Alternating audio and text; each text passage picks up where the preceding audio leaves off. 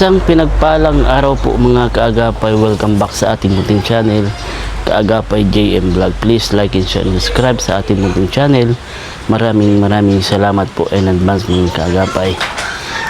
Bali ngayong araw po mga kaagapay, maiba naman tayo. Ituturo ko kayo kung kamusta na itong pinagagawang bahay namin ni Mayor Giselle. Nakakatuwa naman kasi ganito na po yung progress sa aming pinagagawang bahay ni Mayor Giselle. Of course, gusto ko lang po talaga magpasalamat dito kay Ma'am Flor. Thank you so much po Ma'am Flor. At kay Ma'am na ayaw na magpabanggit ng pangalan. Thank you so much po. At siyempre kay Sir Maricel Eugenio. Maraming salamat po sa inyo. Dahil po sa inyo, umabot na po sa ganito ang progress ng ating bahay. Although may mga kulang pa po, at least natutuwa na po kami ni Mayor Giselle na ganito na po inabot ng aming pinagagawang bahay. Kasi hindi namin in-expect o hindi namin akalain na makakarating kami sa ganito, kasi alam namin, usap kasi namin dati, baka next year pa ulit mapatuloy, hanggang isang linggo lang yung gawa, ngayon wala na susunod, pero ngayon nagsunod-sunod na. Thank you so much po sa inyo. Maraming salamat po. Although sabi sa akin ng Panday, kailangan pa doon namin bumili ng 30 semento pa ang kailangan natin para sa flooring, mapinis na yung loob at labas ng bahay. Kaya daw mga 30 semento pa ang kailangan. Tapos 6 na kubiko ng buhangin pa. Then wala pa tayong balkon, so pero estimate ko mga nasa 80% na ang progress ng ating bahay, 80 or 70. Thank you so much po. Siyempre sa lahat po ng mga nananalangin dito sa aming pinagagawang bahay ni Mayor Giselle, maraming salamat po. Nawa ay pagpalain tayo ng ating mahal na Panginoon. Ayan mga kagabay, papakita ko sa inyo yung progress ng pinagawang bahay namin ni Mayor Giselle. Ito na siya.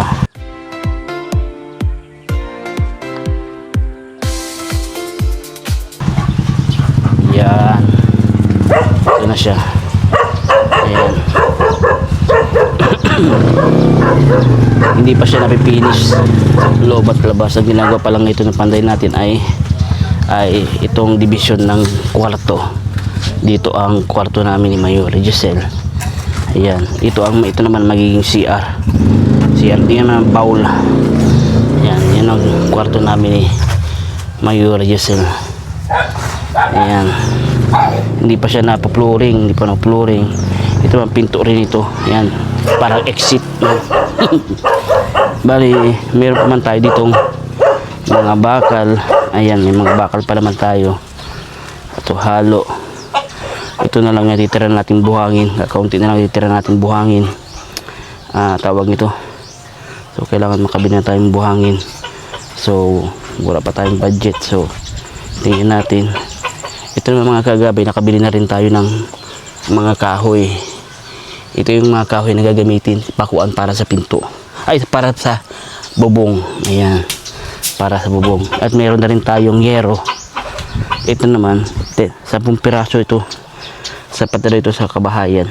Wala pa sa balkon. 10 piraso na ito nabili natin. Ngayong week may kakabit na ito. Mabubungan na itong pinagagawang bahay natin. Ngayong week na ito malalagyan na ng bubong. So malapit-lapit na. Ayan. Thank you so much po. Ito ang aming bintana. Bali dito, ayan yung main door. Dito ang aming magiging sala-sala. Maliit lang yung sala-sala pero okay na. Para sa amin ni dalawa ni Mayor Giselle. Sapat na para sa amin dalawa. Ayan. Ang balkon naman namin dito, maliit lang ang balak sa balkon. Hindi man pinlakihan.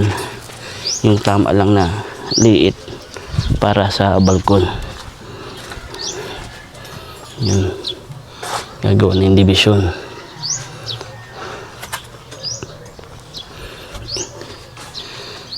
Ito. Tama lang naman yung kwarto namin ni Mayora. Alam niyo kung bakit mataas ito mga kagapay? Kasi iba yung pagka-style ng bubong namin. Ang search na lang sa Google kung anong style nung good morning roof. Good morning roof ang tawag. So isang lang siya, isang pababa. Hindi kagaya yung typical na bahay kaliwa kanan na bubong pababa. Ito isahan lang siya. Good morning roof ang tawag. So search na lang kung anong klase nun. Ayan. Ito naman yung likod ng kabahayan, mga kaagapay. May bintana pa dyan para sa kwarto. Sa kwarto kasi dalawang bintana natin sa kwarto. Ayan, kabilaan. Ito naman pasangawan na yung CR. Ito ang gilid natin. Ayan, ito ang gilid. Ayan, maraming salamat po. Nakakatuwa na hindi ko akalain na makakarating kami sa ganitong stage. Excited na po ako sa si Mayor Giselle na matapos itong bahay para makalipat na kami. So madami pa rin kulang, sobrang madami pang kulang, pero masaya kami ni Mayor Giselle. Sobrang thankful po kami. Maraming salamat po sa inyong lahat. Ayan, tour ko kayo ulit. Natutuwa ako. Ayan.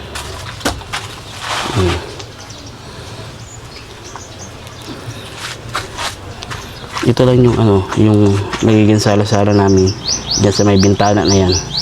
Yan ang magiging sala-sala namin.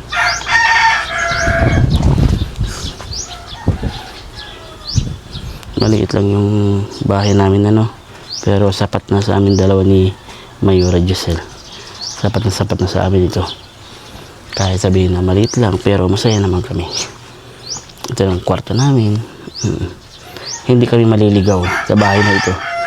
Imposibleng hindi kami magkita sa loob ng bahay na to. Ay, nga pala, ko din.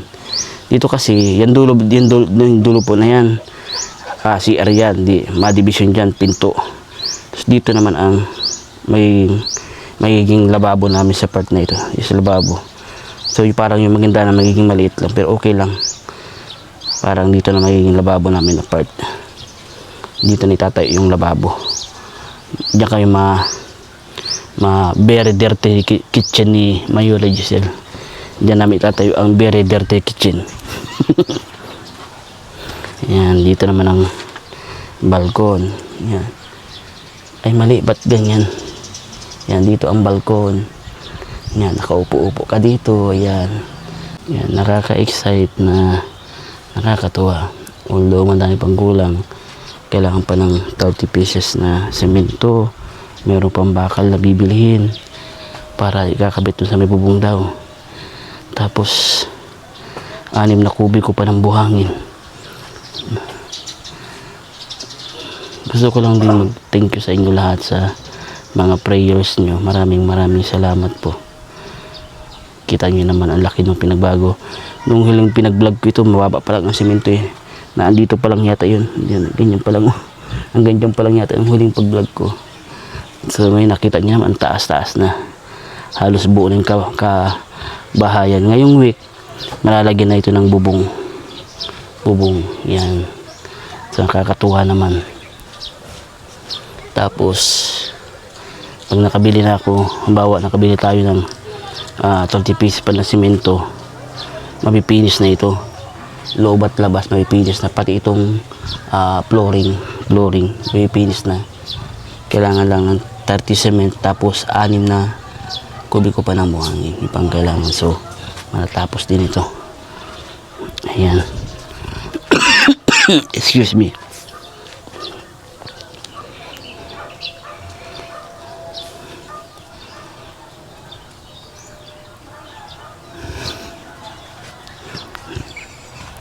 Sure. Ayan, kapit na. Nakakatuwa naman, di ba? Nakakatuwa. Malapit na matapos yung pinapangarap na yung bahay ni Giselle. Magkakaroon na kami ng sariling bahay. Sariling tahanan na matawag namin sa amin. Nakakatuwa. Hindi na kami nakikipisan. Ilang taon din kasi kami nakipisan sa magulang ni Mayora Giselle. Mamaya pa. Kapi daw. Mati pa. Oy, sige na po mga kaagapay. I love you all. Stay safe and God bless. Nagreklamo na yung panday natin kapi daw. Titiplan ko muna ng kapi. Yung gawa natin dito, taga-timplo ng kape nila, bongga sila. Ha? Sabi ko sa kanila, trabaho lang, bakit nakape pa? Hindi man kailangan magkape pa nagtatrabaho.